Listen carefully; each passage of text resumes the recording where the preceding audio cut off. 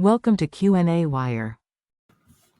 In this problem, we want to figure out the tensions of both the ropes. We know that this thing is swinging in a circle, so there's going to be a radial acceleration involved. So I'll go ahead and write the form down here. It's v squared over r. Now we're given a velocity, but we're given it in revolutions per minute.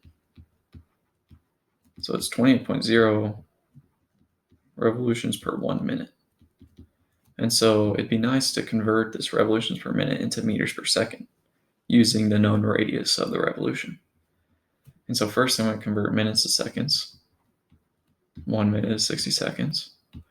And then I'm also going to convert 1 revolution into 2 pi r meters, since 2 pi r is the circumference of a circle. Now r is known in this problem to be 7.5 meters. And so doing this 28 divided by 60 multiplied by the circumference here, I get that v is 22 meters per second. Now I'm going to go ahead and draw a force diagram for the situation. I have gravity pulling us down.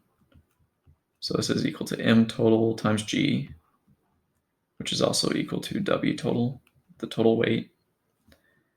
I have T1 pulling us to the right.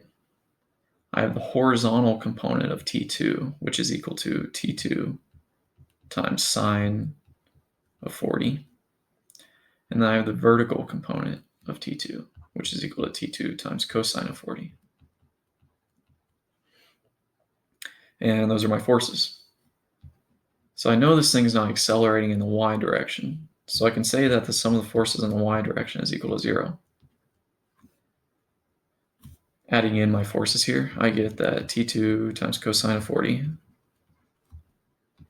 is equal to the total mass times g, which is also known as the total weight. Solving this for T2 gives me 1,410 newtons. And so that's one part of our answer.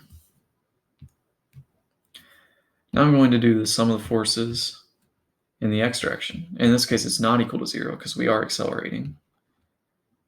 And so we have to add in m times a, where this is the radial acceleration here, like that. Now adding in the sum of the forces, I get T1 plus T2 sine 40 is equal to total weight over g. Here I'm just replacing the total mass with the total weight over g times v squared over r. This implies that T1 is equal to 1080, because that's the total weight, over 9.8. And then now we need the velocity, which is 22, and it's squared, over the radius, which is 7.5. And then we have to subtract T2 times sine 40, which is 1,410 times sine 40. Doing this in the calculator yields 6,206 newtons. So the tension in the first rope is way bigger than the tension in the second rope. And that's the final